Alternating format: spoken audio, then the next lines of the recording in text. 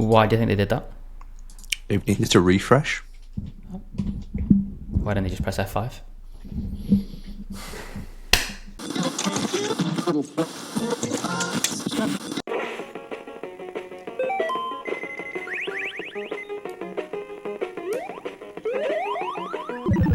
Kept you waiting.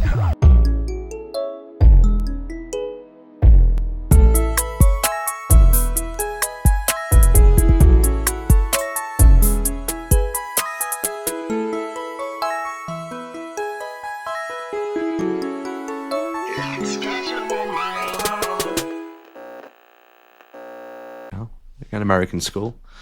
Welcome to episode 9 of Casual Mode, your weekly jaunt into the news and happenings of the world we are interested in. I am Dan, and I'm with the FOD only a mother could love, quite literally, just a mother. Carl, hi mate.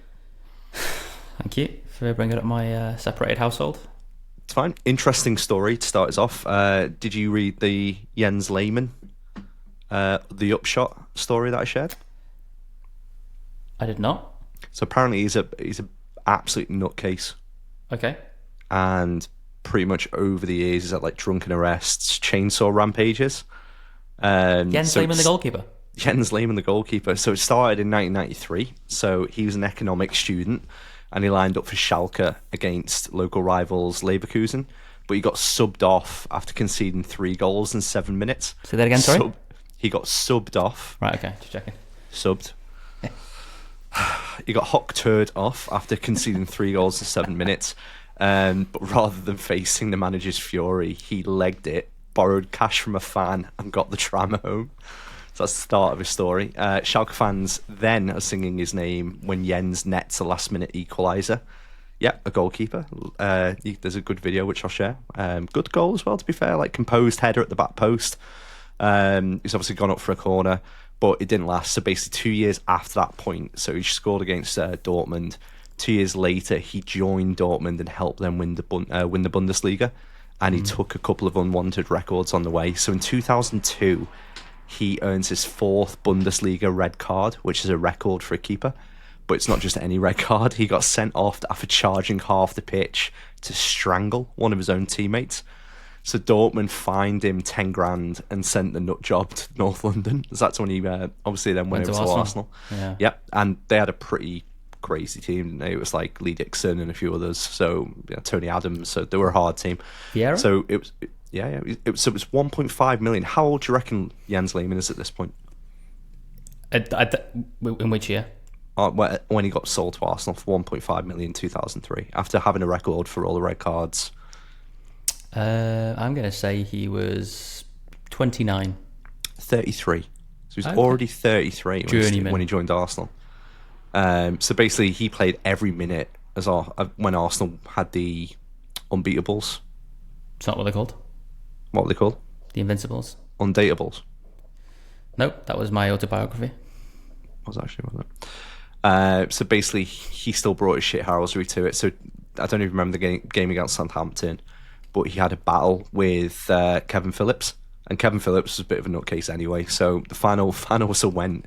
He just literally threw the ball like Haaland did the other day into the back of Kevin Phillips' head, and it just absolutely fucking kicked off. Then it shows loads of shithousery against Wigan, like of all teams, like Arsenal 2-1 up in like the 85th minute. But basically the whole lead up to like this unbeatables run, as I call it, it basically ended in the match at Old Trafford, so the next season this happened. Full time brawl breaks out. Sir Alex gets hit in the face with a slice of pizza, and then Jens is squirting water at him in like pictures, which is really fucking funny. Just this old little man, horrible little man. Jens Lehmann is just absolutely terrorised at the end of the match when Arsenal have lost. So in 2006, Arsenal made it to the Champions League final. After 18 minutes, Jens charges out and takes out Samuel Eto'o, so he gets a red card for that. Arsenal lose that 2-1 in the Champions League final. So his Arsenal career then just peters out, basically then goes back to Germany, to Stuttgart. And there's still like mad moments. So basically he's like jumping over the hoardings and going for a piss midway through a match. He's not getting on very well in the boardroom. He then retired, goes to the like Bavarian countryside, And then it's ruined when his neighbour built a garage, spoiling his view of the lake. Most people will complain, but apparently Jens had a better idea. So in the dead of the night, he climbed into his neighbour's house with a chainsaw, disabled the security cameras, and there's pictures of this, by the way, cranks up the saw and starts to destroy the garage. So after severing the room beams, he slips off into the darkness. It doesn't take long for the police to arrive and slap him with a €135,000 fine. And there's more bad news. So they've also caught Jens on CCTV repeatedly speeding under the barriers at Munich airport just to avoid the €3 parking fee. So then cops arrived to confiscate his license. Cops, where are you from? I know, it's what's written here. He told one of the police officers, female one, she has a malfunction in her brain, and apparently that was the final straw. So a furious judge orders Jens to undertake an antisocial personality disorder. So basically the outcome of that, then all this drama happens. Jens ends up at Oktoberfest to unwind after like really a mad ordeal. So it's only last week revelers reported him necking steins and dancing on tables, but police caught him again driving home drunk and hauled him back to the Slammer in full lederhosen. They confiscated his license again, and then 3 days later Jens was back at Oktoberfest. What a fucking legend. Might be my favourite Arsenal player. That's it. So he's a bit of a nut job, and at the same point, a little bit loopy. Tell you what is a little bit loopy though. Have you seen Nintendo's new alarm clock? Alarmo. I have, yeah. Alarmo sounds like, I don't know, like a cartoon you'd watch in the 70s as well. It sounds like an Italian who's surprised. Alarmo. Hey, it's Alarmo. Hey. No pineapple on the pizza. Alarmo, hey. Panettone. Panettone. You got to say that quietly. Panettone. Yeah, did you watch the video of it? Like the 4-minute long video? Didn't. No, I didn't. I read the article and I watched a little bit of the intro. Just, yeah, I saw the price tag. £100. Yeah. Not cheap. So basically, to summarize Alarmo, it is a movement tracking alarm system. You can do a couple of other neat tricks and stuff, but essentially you want to get up at 7 o'clock in the morning. You're absolutely exhausted because some idiots made you play FIFA the night before. Alarmo will start playing wallpaper. Or strip wallpaper, but then you got home at sensible time, and you know what I mean. Basically, then you have got your choice of Nintendo music playing, and those classic games like Ring Fit Adventure. Can you get the Wii U menu music? You can't. Not yet. You can't. So you can download via Wi-Fi new ones. That. So if you've got a Nintendo, an NSO account. Yes. Yeah, so you can pay £100 for an alarm, and then if you pay the subscription service, which isn't expensive, don't get me wrong, but if you pay for that subscription service, then you get extras for your £100 alarm clock. 2 extra songs, 2 extra bits. So as the music's playing, so you're there, you're like listening to New Donk City or whatever it is from Mario Odyssey. As you're moving, it's playing the coin noise. So like if you rolling around in bed, it's going ding ding ding ding ding ding ding ding ding ding, which right, okay, you want your alarm clock to wake you up, but that is the single most annoying thing I think I've ever seen in an advert. I immediately was just like, what the fuck is this? But they've chosen equally annoying things. So like you can have a Splatoon one, and it's the splats from that. So basically, it's going to sound like you're getting shot up. I was thinking something else. Okay, remember that song WAP? Plasterous Radio. Yeah, Plasterous Radio. Yeah, it could be like that. Queensbury rules, mate. Queensbury rules, not my wife. So yeah, like just the randomness of it. But I quite like when Nintendo do silly stuff. Like Labo was fun. Like pretty much every console that they brought out always had an element of quirkiness to it. The Switch, including that. But the part I don't get is how this is almost like an April Fool's joke. It felt so silly. Yeah. So you're not buying one then? I'm already on the pre-order list. If you don't, I genuinely don't think there actually is. I don't think there was a pre-order list for it. I just saw it was available online. I was like, oh, it's gonna be like the PS5 Pro where there's just availability all the time. The thing about it, it's definitely going to sell out. 100% going to sell out. Yeah, 100%. That's silly, isn't it? It's really silly, but the fact you can pre-order it now, and Nintendo fans have probably got money burning in their pockets waiting for the Switch to be announced. Nintendo have timed it pretty well. So Switch 2 will announce, let's say, in the next, I reckon, 20 days or so. And then, as part of that announcement, there'll be an Alarmo version of something or other getting released. If you get the Switch 2 day one, you'll get fucking annoying music again. More of it. It'll be even great. Wow. Isn't that a great deal? So, there you go. Alarmo. Do you reckon when mobile phones came out, like, calculated sales just... Yeah. dipped? Do you reckon when alarms came out... Sorry. Do you reckon when mobile phones came out, alarm sales just went... MP3 players? Yeah. All of it. Who's paying £100 for that? That's depressing. But then, that's consumerism. Maybe they've just seen an opportunity and gone, you know what, there's going to be some idiots out there that actually genuinely want to pay £100 for it. And I guarantee there'll be someone in our WhatsApp group that wants to pay for it as well. And you've just or has already paid for it. You've just called them an idiot. Yeah, I have. And I think they would probably call themselves an idiot, is my brutal honesty as well. So, £100 for an alarm clock. Well, it's dollars, but if they put it as pounds as well, then I guess it's going to be pounds as well. Do they do that? Oh, okay. Yeah. Shouldn't be, should it? Shouldn't it be like 80? That's not how it works. Not anymore. No. They blame it and go like, it's Boris tax. Cameron's Britain. Speaking of shit, so Until Dawn reviews came out, and I think the game's out now as well. I listened to the IGN UK podcast when Jesse Gomez was talking about it. He played it and basically said he's very polite about it, but also quite candid. If you don't want to know what this is, by the way, like Until Dawn was a game that came out in 2020s or something like that. I can't remember. Let me have a look. 2015. Is it 2015? Jesus. Yeah, 2015. So IGN gave it a 7.5 in 2015. They gave this version a 5.0. The consensus appears to be that it's just basically nicer cinematics and a slight polish to the game, but it's janky as fuck and seems to be not the most polished of things, which is really disappointing.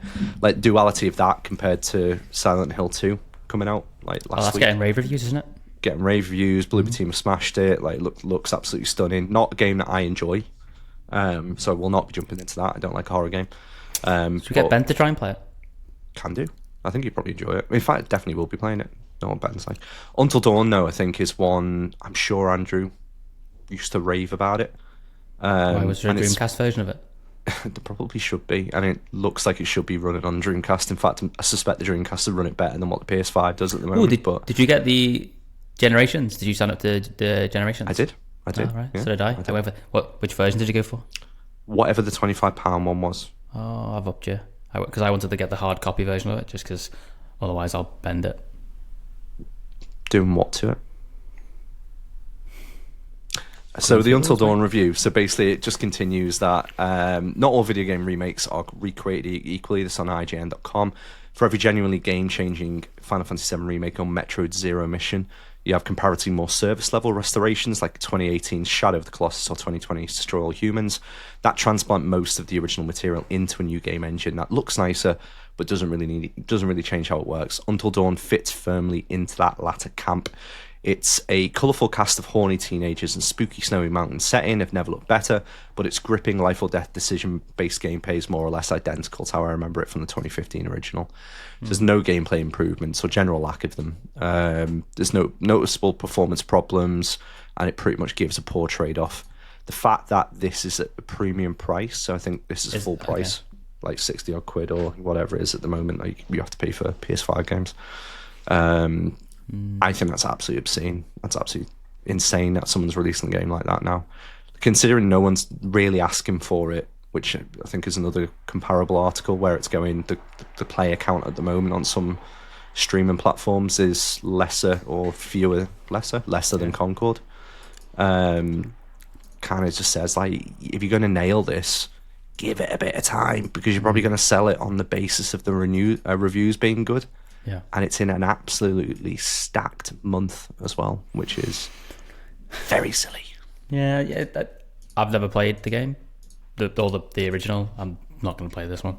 But I was reading a few comments on some of the Reddit posts where people have just said they're kind of enjoying what's going on at the minute. So like people are putting out games that people don't necessarily want, and rather than people just lapping it up, it's almost a bit like a bit punishing to kind of go back and say we don't actually want this. So do some market research and actually give us games that we want. Half-Life 3, where is it, Gabe? Bring it out. You could play Half-Life Alex though, if you just wanted to hook your PS3. I need to get the adapter, don't I? Now I know how it works because I had to research it for your sale. You know what? I could actually sell this game to you quite quickly, probably in 2 words. Same with this. Hayden Panettiere. Panettiere. Panettiere. I think it's Hayden Panettiere. So I could sell it to you then. She's the one who's going out with Klitschko, isn't she? Or she was. Yeah, she was. I think he's fighting a war in it at the moment. Rami Malek's in this. Is that how annoying she was? Possibly. I'm going out for a bit. I'm getting some fags and some crisps. I'll see you later. Oh, that was my dad's excuse. Oh, that's sad. Oh, edit that out. Peter Stormer's also in it. Brett Dalton's also in it. Galadriel, as if there's someone genuinely called Galadriel, by the way. Galadriel Steinman, what a name. Father was clearly a Tolkien fan. So. Yeah. Tolkien? BA-ons. BA-ons, that's it. Tolkien would have had a BA-ons, would he? Let's be honest. So yeah, it's a rich cast, which is pretty cool, but sad. So it doesn't look very good. Tell you what does look good though. Go on. Did you see Halo's Unreal 5? I did. That was sexy, that. Muy bien. So not only is 343 changed its name to Halo Studios, which, to be honest, they've always been Halo, haven't they? Or at least in modern memory. So for them to change it to Halo Studios and make that tech demo, I guess, absolutely amazing change of pace. But we enjoyed Infinite, if I remember rightly, some of the multiplayer. I just don't think we're very good at it. Exactly. Yeah, we were just getting beaten up by kids, and that's not fun because they haven't got responsibilities. They're not running 3 businesses, so neither am I. Actually, that was my excuse. Oh God, sorry, I just had an existential crisis. No, it was a good game. It didn't feel like finished, I'd say. There was still functionality missing that they promised, if I remember rightly. The single player was pretty fun. I enjoyed that, but it didn't grip me in the same way that other games had. But I mean, that looked amazing. So if they can get that into the game, like, that's stunning. Especially on the PS5 Pro. Oh shit! Wait, we've just doubled down on the wrong platform. You've spoiled it. The rumor that we know about. I think the only thing that's a little bit interesting is you comparing. So it feels like Nintendo brought out Alarmo. And a couple of good games recently as well, by the way. So like Zelda's just come out recently, people like that. It's fun. But ultimately quite quiet on Nintendo scene. Like, still don't really know a lot about the next console, even though it's probably due in March, April next year. End of the cycle. And then you've got Xbox that are releasing a tech demo for a game. Not even a game or even a trailer, but a tech demo, and just announcing a studio name change. And then conversely, you've got PlayStation that's bringing out all of its 30th year paraphernalia. They're dropping the price of their consoles, because of the Prime Day, and obviously the wave of new consoles that come out. Got the Pro coming out. Just quickly, didn't they recently up the price by £100 though? Yeah. So they upped it by £100 and then giving everybody a £50 discount on Prime Day. Yeah, basically. Geniuses. Clever. So, but on that as well, so just from a UK monthly chart for September 2024, we're recording this on the 9th of October. So PS5 sold number 1 in the UK. Astro Bot was number 5 in the UK, so even though it's a one-platform game, number 5. PlayStation Portal Remote Play is the number 1 selling accessory by revenue, but number 8 by units. So by revenue, it's still top, which is insane. PlayStation 5 disc drive is number 21 by units and number 8 by revenue. Okay. There was 3.8 million games sold in September 24, which is always interesting when you divide that into number of people in the UK. So how many is there now? Like, how many tens of millions? I mean, it depends day by day, doesn't it? There's 1,000 every day on the boats. Calm down, Trump. Sorry. So the top 10 best games. Oh, that's It's a joke, by who the you way. voted for. Top 10 games released last month. Top 10 selling games, I should say. So number 10 was Legend of Zelda: Echoes of Wisdom, which is respectable. Number 9, Kingdom Come Deliverance. Is that a PC game? I thought it was. I'm pretty sure that's like a you're like a knight. Kingdom Yeah. Come Deliverance. Deliver us from evil and grant us. Yeah. Are you looking for that? Yeah, it is. Yeah. It's an old game, isn't it? 2018. Yeah, that's what I thought. Wonder why. going Must on? have had a deal on it or something. I don't know. NBA 2K25, which came out recently, so that's 8th. Oh, because there's rumors of number 2. Like, Okay. Number 2, where? Floating. Kevin and Perry. Number 7, Grand Theft Auto 5. Evergreen as ever. Wow. Don't think it's ever left the top 10. Must have at some point, but It's like Mr. Brightside of 6. games. What, sorry? Is that like the Mr. Brightside of games? It quite literally is. It's the Happy by Pharrell Williams of games. So Hogwarts Legacy is 6th, Astrobot 5th, Star Wars Outlaws 4th. You will never guess what number 3 is. I will. Unless you got the image open. I am. The Crew 2 is 3rd. Warhammer 40,000 or Warhammer 40k, Space Marine 2. Yeah. Which seems to be going like, I think as time is going on, people are revering that more and more and enjoying it more and more, which is really cool. Have you seen any of it? Like the videos? Yeah, of it? yeah. It looks really nice. Very impressive. Yeah, cool. A lot of things on screen, which is always fun. Well, That's they're what I using kinda AI hoped. for that, aren't they? Yeah. They've got like a swarm AI when they're in the distance, and then when they come closer, they've got individual AIs. It's pretty cool. It's very clever, but that's what I'd always hoped for Halo, with the flood from the first game. Yeah. It's like, bring that back, but bring it back in like a wall of the fuckers. Or remake the first game, which is probably what they're probably doing now. Or 2 for the multiplayer. Oh, Halo Or 2. both. Doing both. Doing the Master Chief Collection as a remake would be insane, but a grounds up remake. Yeah. And the number 1 is EA Sports FC 25. So Unsurprising, but up and down game. yeah, I mean, we played like a couple of games before. I think clubs is a bit of an isolated section of that game that doesn't really change a lot anyway year on year. But have you gone into the main game yet, or have you played many normal matches at all? No, or? I paid £70 for 10% of a game. Me too. It's very frustrating. Why is the Crew 2 3rd, by the way? What's going on there? I don't know. That's surprising. So Star Wars Outlaws. It's like Jenna Jameson appearing on the top 10 women of the year, and it'd be like, hold on, how's that happened? I can tell you What's she doing now? I'm going to find out. You carry on talking. Queensby rules, mate. I've noticed that you've had Astrobot on a lot when you've been online on PlayStation. I assume that's because Jesse's on. Yes. Okay. Yeah.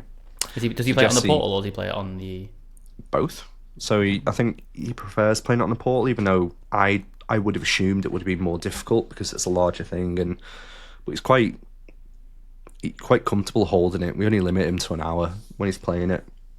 So when he's on the Portal, he hasn't had any issues, because I think the one thing that you find with kids is that the first time you get any sort of latency or lag, they're like, don't want to play it on the Portal anymore, I want to come play it on the telly. So it's been great. He sits through the other room where the Wi-Fi in the house should be the weakest, but again, doesn't seem to have any issues with it. But he's absolutely loving it. Really, really fun game. But we're having those moments now, because we had a few with Mario Wonder where he kind of pass it over and go, I can't do that part. And then he's got this habit, because he's 5, he doesn't really understand, just putting his head in front of the screen so you can't see it either, because he just wants to see how you complete that part. So trying to like engineer the console round to him to show him, okay, well, this is how you do that section. But playing some of the parts that he gets stuck on, I'm genuinely stuck on them as well. Like some really genuinely difficult parts of that game that are quite interesting. So the two of us are just sat there at sometimes like scratching our heads, talking through what we think we need to do with it. But I mean, it's that's good news in a way, game. innit? That's good news in a way, because obviously you both got that genetic predisposition to be shit at games. Okay, thank you. That's my son, and I love him to bits. So apart from that, still surprised that Outlaws is on that list, which is good. So that's still 4th. Ubisoft, they're putting themselves up for sale, aren't they? Did you see that? Yeah. Or they're exploring it with Tencent. Tencent are looking at it, which, I mean, who cares? No, it's good. It's good. They've got so much. They've got so many good. They've got good IP, but they just don't make games that are really enjoyable. So if somebody else comes in and can take their IP and actually make a game that people want to play, something that freshens them up, that's a good thing. see, the part that I'm less bothered about less bothered about Tencent, but it's the Guillemot family. Guillemot sounds like Guillemot from What We Do in the Shadows. But basically the founding family of it, who are blamed for a lot of the cultural issues at Ubisoft and like the crunch culture and all that kind of shit. Yeah, they're the ones that are trying to co-purchase it out, which is a bit What is your concerning. favourite Ubisoft game? And do you call it Ubisoft or Ubisoft? Ubisoft. Okay. I don't know. Okay, really what it. You know what I'm like? I mean, I really love Far Cry 5. Okay. But I'd probably say Assassin's Creed 2. It's probably the game that I played the most at the time, and it was like, I loved the first one, but the second one I was like, whoa, okay, this is like a real big step up. But and then every game since has been so similar. yeah, I really liked the Division when I first played. oh it. yeah. I never played either that too. Pete played a lot of that. Do you know when you get a group of people who like really buy into it and like are religiously playing it over and over again? Yeah. Then you can kind of create that affinity then, even with games aren't that good. I don't know how well it gets reviewed, to be honest. I've never looked into it, but I just enjoyed it. But it gets a bit grindy, it's a bit samey. You do the same thing over and over again. But I think most of those games tend to be like that though. And the idea behind it was quite interesting, and I wouldn't be surprised if there wasn't a sequel coming. But some of the other franchises like Watch Dogs didn't really appeal to me. Like Outlaws hasn't appealed to me just because the reviews have been middling, and I'd rather play the other Star Wars games. I can't remember what's it called. Not Jedi. God, I'm looking over there now as if that's why it's tough for me to record at 10:30 at night. Help me out here. What's the other Star Wars game called? The recent one. There's two which are like very much the same or very similar, weren't they? Like in a kind of lineage. You're not helping. But Sorry. Yeah. That one's... I can remember the face of the character. Yes, me too. Kai Kestis. But can't remember. But either way, like those games that somebody is probably screaming down their headphones at the moment at me at. I know, apologies to you people. But yeah, apparently Ubisoft have commented on it, and they issued a statement to IGN. It says Ubisoft has noted recent press speculation regarding potential interest around the company. It regularly reviews all its strategic options in the interests of its stakeholders and will inform the market if and when appropriate. The company reiterates that management is currently focused on executing its strategy, centered on two core verticals: open world adventures and GaaS native experiences. GaaS native experience? Yeah, I don't know. Games as a service? Yes. There you go. Well done. Of course it is. I mean, like Far Cry 6 wasn't great. I don't think Outlaws has set the world on fire. I think Bloomberg reported Bloomberg reported that both parties are speaking with advisors in a bid to stabilise Ubisoft after shares in the company fell 54% this year. So it's I think from a Goliath perspective, they're just probably struggling to make ends meet, and it's probably the right time for somebody to be a little bit aggressive and try and take them on. So if that is Tencent, I don't know what happens, and I can't recall Tencent's approach to previous acquisitions either in terms of how they let them run. So, but wonder what the rebid dar is. We could find out, Carl. It won't take that long. And it's a relatively common acronym, so stop making it a big deal. There, that was that. Anything else on that list? No, Astrobot, Hogwarts Legacy. Yeah, Hogwarts Legacy as well. That's been knocking around for a bit. Not quite. That's getting an upgrade on the PS5 Pro. Oh, okay. Yeah. Talking to the Portal, by the way, I keep looking and thinking about getting one. But I don't see the point. I stop myself. I think about it and I go, well, you don't need to buy it. But I keep looking at it going, oh, I want to buy it. I really like it, and the only negative about it is wanting to take it away, but then not being able to rely on like decent Wi-Fi in hotels. Yeah. Which I guess is like the biggest hang up for most people, right? But I think if you are knocking around the house and the missus is watching telly and you want to play on the PlayStation and you've only got that console, then yeah, the port makes sense. Because you had a Steam Deck and you were playing, you have a Steam Deck and you were playing FIFA through it because of the Xbox. Like that probably was a similar experience, albeit not as polished as what the Portal is. From what I read online, Chiaki running on the Steam Deck, the difference is imperceivable. Probably, but I'm just saying you don't in have terms the of the adaptive actual triggers. I want the that's what I mean. triggers. The peripheral's better and the polish of it, and I do think the screen's better as well than it is better than the Steam Deck by far. Not the OLED though. Do you have an OLED? No. There we go. So that's my point. That's what I was trying to say. So yeah, that's the that is the crack with that.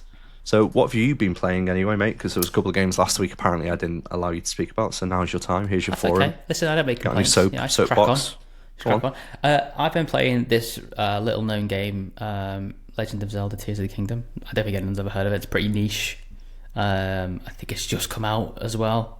It's about this character called Zelda that you play as.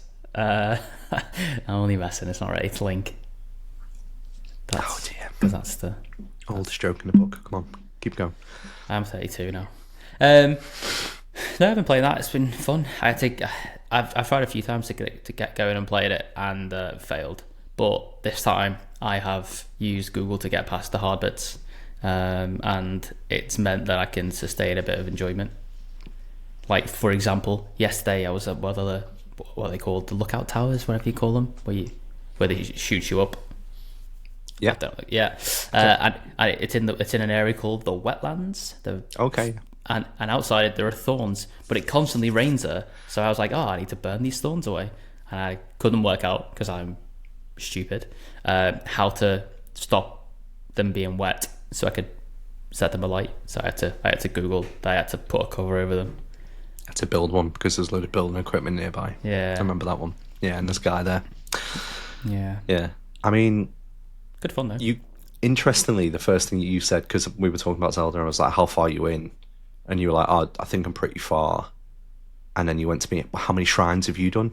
And I was like, "I think if you're trying to play it to complete shrines, like I get there's a benefit to that, and you can power up and you can get more hearts and all that, and that's the mechanism for doing that in the game and leveling up. But still, viewing it in that way is interesting for me. What I was looking at when I opened your Switch, or when you were playing your Switch yesterday, when I picked you up, was how much of the map you've actually opened up. Because like the first thing I ever do in that Zelda kind of universe was just try and traverse the map as quickly as possible, and then get it opened up so that I could see everything, and then I'd decide on where I wanted to go and like what approach I wanted to take, or what areas did I feel that were trickier than others. Whereas it feels like you've gone quite narrow, narrow down it and left quite a lot of the parts to be opened up, which is fine. Like it's just a different way of playing it, but it's just like a non-linear open world game, isn't it? Really, I'm just making my own journey, developing my own affinity and way of playing. That's the thing. It's like I think everyone's got their own way of like playing it, especially if it's a more flexible open world like Tears of the Kingdom. You know, I think you are able to go and do or create your own path. But what do you feel is actually making it click? Is it the quality of life upgrades compared to like Breath of the Wild, or is it just, I don't know, like some of the mechanisms starting to make sense? Yeah, I think it is like a bit more polished than Breath of the Wild was. Although to be fair, I mean Breath of the Wild was originally designed for the Wii U, wasn't it? So fair enough. Yeah. To cater for those kind of deficits. I don't know. I think I get the combat slightly more in this one. I'm starting to get better at fighting. I'm not very good at like fighting games like this, which is probably why I'm so shit at like Elden Ring and FIFA. What? Yeah, I'm good at Total War though. Anyway, so no, it's good fun. Yeah, it's just I go for the shrines because I feel like if I get more health, then I'll die less. And I'm trying to build up my stamina because flying's quite fun, and it's annoying when I run out of energy and I've got to drop shorter than I'd like to. I also find the game's a bit slow in terms of the dialogue. I'm sick of the dialogue bits. I'm just like skip. Stop talking to me. A lot of it's repetition as well, especially if it's like you see Beetle in a one of the stables or something like that, and you're just like, well, I'm just going through the same kind of dialogue that I have done. So I just end up skipping most of it. But yeah. I get that. Here's a stable token. Thanks. Yeah, thanks, mate. Cheers for that. Do you have any arrows? I just need arrows. Give me the arrows. Oh, they're hard to come by. Can you craft them? Actually, I was going to Google that. If I can craft them, you can. I can't remember how, but you can. I should do that because I run out of arrows all the time. Yeah, I do that quite a bit. I think you can pick them back up again and do all that kind of nonsense, but even then, you just tend to, if an errant one flies around and you're just like, I can't be asked going to pick it up, it's like, Also, I haven't done much in the depths yet. I've done one mission in the depths. I've not really explored that a lot, so it's tricky, the depths, because I think I'm at the point where, similar to like most games, I'll get 85% of the way in, and then it'll be this the part where you need to go and do this thing now, and I'm like, oh, that means it's quite near the end game, and it'll turn me off from finishing it, and I'll be like, right, I'll come back to that. But I'm at that point. Right, yeah, well, yeah, pretty much every game that I ever play is very, very similar. So Persona 5, I'm still in that limbo, wanting to go and finish it, but I'm just like, I don't want to finish it either. So yeah, Tears of the Kingdom, I'm in that same point where I need to go into the depths, I think, to go and complete certain parts. But I've opened maybe 40%, 30% up at the depths, which I thought was pretty decent. Yeah. But quite a few people have said that you need to really get to grips with what's underneath there, because you'll find a hell of a lot more, and some of the cosmetics and items that you can get down there are a hell of a lot better than what you can get in the overworld. So I will finish it. Okay. Probably before you. It wouldn't shock me if you can stick to it. But I'll play try, on Switch. But, yeah, I am. Which is quite annoying, actually, to be fair, because I've overclocked my Switch and I've set it to permanently be in dock mode, so my battery is probably like 60% of what it would normally be. Okay. Because I was greedy and wanted extra frames. So really, I should run it on the Steam Deck. Okay. But that will be morally questionable. But you own the game. Oh. I thought you did. Yeah, I do. Yeah. I own the game. Do you? Nope. Are you going to get the new Atlas game? Refantasia. I've pre-ordered it, but I pre-ordered it on PC. Oh, why? So the reason I got it pre-ordered on PC, you cannot get the Steelbook unless you pre-order it on PC. Okay, fair enough. So I got the physical Steelbook with a Steam code in it, but I want to play it on the Steam Deck as well, because apparently it's meant to run pretty well. Like a load of review sites that I saw were good, but that game's reviewed very well. Yeah, it's really top 10, isn't it? Yeah, people are saying it's probably good contender for Game of the Year, which after is Astrobot. Apparently just shy of Astrobot, yeah, but still, everyone that I like from a JRPG perspective that's reviewed it have all just said it's slightly better, or if not as good as Persona 5, which is high praise for a JRPG, with a load of quality of life improvements as well, and a hell of a lot more of a fancy storyline, hence the name. So, but yeah, it looks really good. Like some of the video reviews that I've watched make it's as stylish as Persona 5, but without some of the horniness of like 16-year-olds running around the school, which I don't mind. Like it's not illegal. It's questionable. Like it's part of those games. It's part of the allure. I don't think it's weird. Not sat there with no pants on. But yeah, this one seems to be a little bit more out there. Well, they were at EGX last year, so you may see it there. Well, they're here this year. They're voice actors. Are they? Yep. Doing a panel. You're gonna wear your hoodie while you're there? Are you gonna pay for £45 to go and get Astarion's voice actor picture with him? No, because he doesn't even get into my party. So. Does he? Okay. No. Shadowheart in it, because I'm caught in it. She's there. Is she? Yeah. I don't. How much is it to meet her? I don't know. Probably about 50 quid. What are her rates? About £50. I think I follow her on Instagram actually. Okay. Anyway, do you know what's interesting? She actually sounds like a character. Oh no! What? Have you been?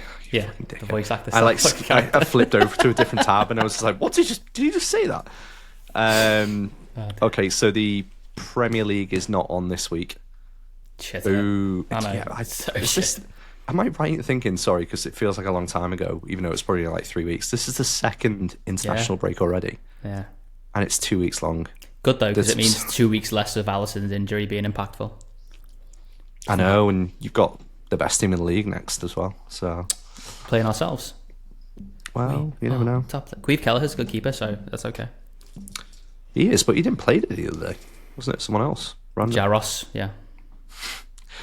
Oh, Milan Jaros. Milan Jaros. How did our bet do, Carl? We weren't far away. We actually we were as bad as we were good. So 5-1, 10 lost. So we 10 won lost? on. Sorry, no, 5-1, 5 lost. Well, in theory, all 10 lost because we lost. But so winners were Palace, Liverpool. We went for Liverpool. Arsenal, Southampton. Went for the Arsenal.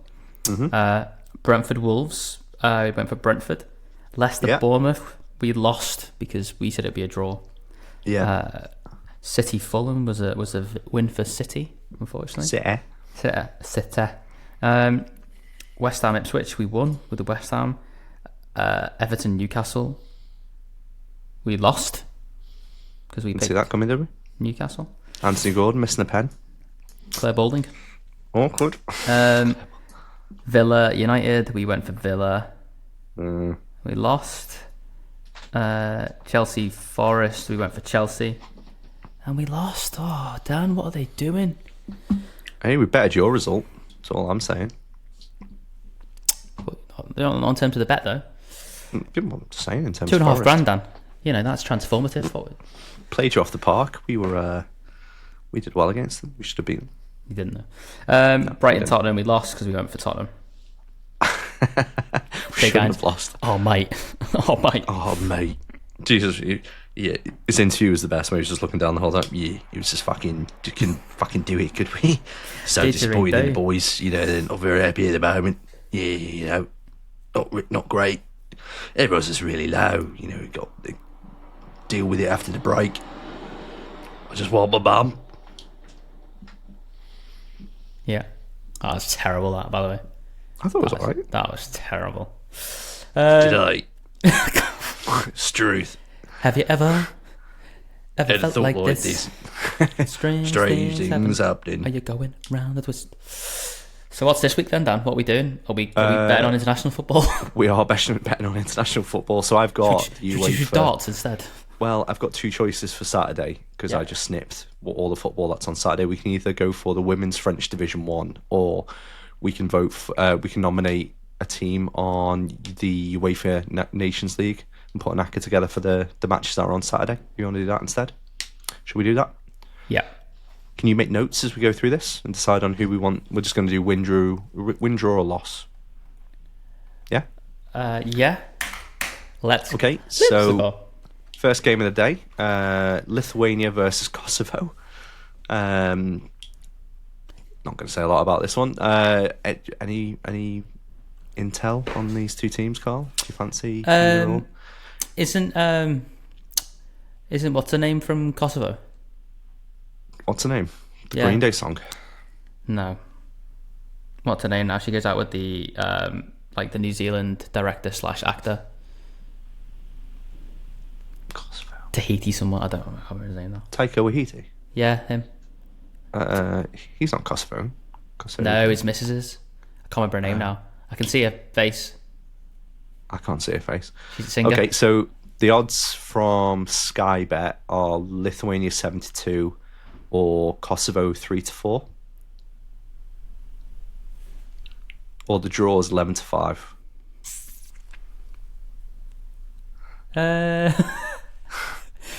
What? how do numbers work? Who's the favourite then? Kosovo are 3/4. Lithuania are 70-2. 17 to 2. So you put 7-2. 7-2. So seven. you get Oh, okay. So Lithuania. yeah, seems safe, and they're at home. That's going to be the first one that loses.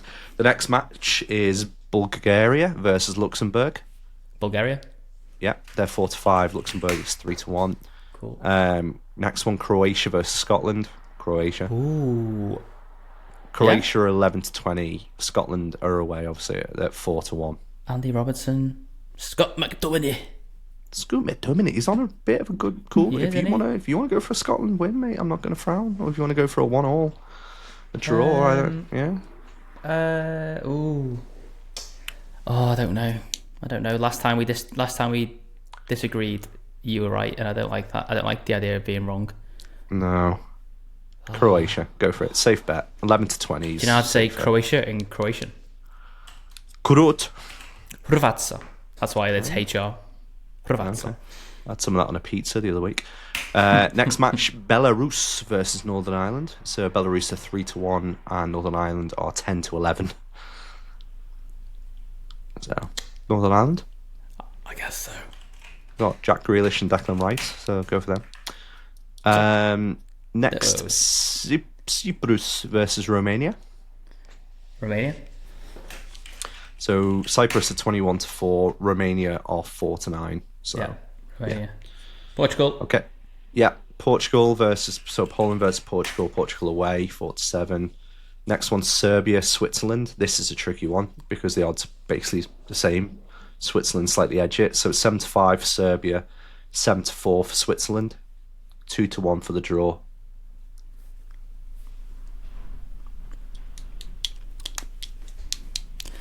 Ippy dippy dog shitty inside out. When you press the red button, shit flies out. Draw. Go for it. And then Spain versus Denmark. Denmark. He's gone for Spain. All right, yes. So that's Lithuania, Bulgaria, Hrvatska. National Insurance, Romania, Portugal, draw, and then Span. I'll let you plumb that into Sky Bet whilst I... Willie Hill, mate. William Hill? I didn't know you're a William Hill fan. It's the only account that I've got. Okay. Just while you're doing that, I'm going to show off a couple of things that I've bought this week. Go on, whip it out.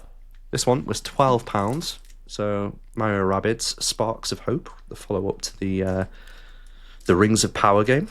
Where did you purchase that from? I got this from Argos for £12.50 something. It was about the same on Amazon Prime and still is if you want to pick that up. So nice little pickup, and it's meant to be a really good game. The next one, so been wanting this for a while. You couldn't have got it previously without spending about 90 quid. So it's come out, but the Final Fantasy Pixel Anniversary Edition, which is really cool. So you get all the Final Fantasies 1 through to 6, which is like in a pixel remaster. So I played 3 and 5 before. I've wanted to play 6 for a while, so I'm quite excited to unwrap that and play that. Question. And because you got a Steam Deck, were you never tempted to just emulate those games? Yes, absolutely. But similar to like the shit that we buy, it's sometimes quite nice to have something on your shelf. And speak about that, so another couple of things that I bought. So I don't know why I was on. It was on Vinted, weirdly enough. Nice. I saw these things, which are Final Fantasy VIII keychains, but they basically came out in 2 different waves. So all of the characters from Final Fantasy VIII, well, not all, most of them, like the full set, cost me about 40 notes. 40 notes? What denomination were the notes? Is that 45ers, 40 tenors? They were in Rhine, so it's running out. My boy, Zell. I wanted Jesse to be called Zell, but got overruled. Thank God. Laguna even. Right. Cool. Feisty pose in his gun. It's pretty cool. I can never remember this guy's name, but like big boy. My name is Jeff. Laguna's mate. And then a deer as well. A little babe Got a Very wax good. out. Oh, Yeah, so very good. Pay extra for that. there you go. Pick them up. That's my little retro pickup. That's good. You Okay. bought anything? Have I bought anything? Yeah, I did actually. I bought a game. I haven't even bothered downloading it yet. It just sort of it's on my. I'll have to Google it while I talk. That's how much I was excited for it. So I put a game in my Steam watch list called Pathfinder: Wrath of the Righteous, and it's very similar to Baldur's Gate by the looks of it. It's just probably a little bit less graphical, slightly different, but very, very well reviewed. It came down to like a tenner the other day, and I was like, okay, I'll pick it up now. It looks like it'll run easily on Steam, the Steam Deck. So yeah, pretty happy. I might pick up Warhammer 40k Rogue Trader as well, which is like another CRPG. But yeah, Seen that knocking about. Yeah, interesting. yeah. That's So, bored. if you've made it this far in the podcast, so the first person that comments, let's say Fodzilla, in the chat on YouTube, gets a nice little pin badge. Send it out and a couple of stickers. So just write Fodzilla in the chat to win that. Us two characterised, sat on a sofa, me still with a paunch. Thank you to the artist. Okay, any more pickups? Was that you? No, that's me. That's me. I haven't picked anything up. I'm trying to find some DS games so I can play my my old DSi a little bit more, because that's just been sat on the shelf and I just want to play with it a little bit. Okay. Currently got Pokemon on there. Fair enough. Nice. Very quickly, so just I've got a deal. I don't know if Carl has, but I looked on Really?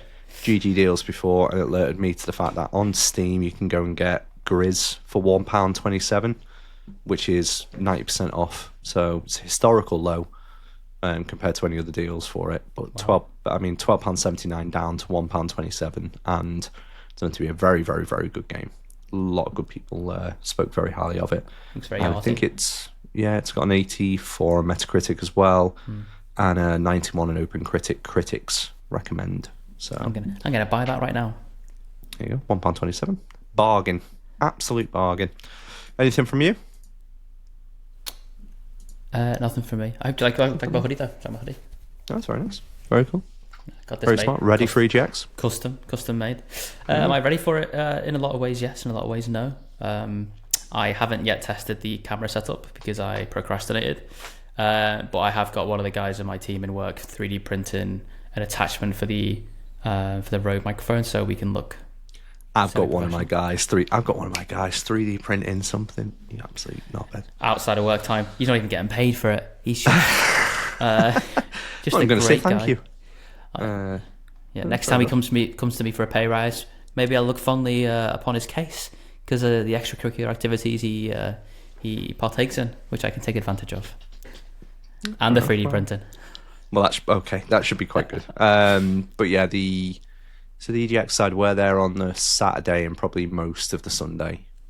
Looking at some of the panels before, and there's not like a football manager one. There was like a football manager meet the creators, and it's a load of people that do like the creator stuff for football manager. I was like, I can't be arsed with that. But there are a couple in there for like voice acting that I want to go to, because it was like how to get into voice acting and what to do, and there was a couple of really talented. I think Nolan North might be appearing on stage for that. So Well, you have got a face for radio, so that if the boot fits. Hello. Oh God. Should we record while we're there? Should we go? Should we go off into a room and record a special episode? Let's do it. Let's grab as many people as we can and get them to. Who's going with us? Pete going? Pete's going. Ethan will be there. We've got all the lads there, so just grab them by the scruff of the neck if we need to. Drag them in, kicking and screaming. But we need to test the gear. So I think probably the next episode we should do it in person as well, just to test it. Christ. Okay. Yeah. That'd be interesting. Oh. Okay. I know. Technically challenged. There we go. That'll keep you busy for a week. All right, mate. Anything else before we go? Nothing from me. Nothing from me. It's like a morning stand-up.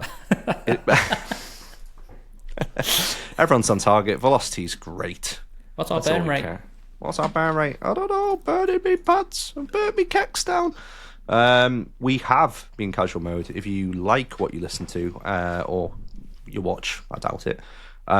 Please go over to youtube.com/it's casual mode and give us a little subscribe and a like. That really helps us out. Yeah. Similarly, if you are on any of the podcast services and listening to us on there, do exactly the same thing, and that will be really beneficial for us as well. Or you can go over to casualmode.co.uk and there's a link to our Discord in there as well.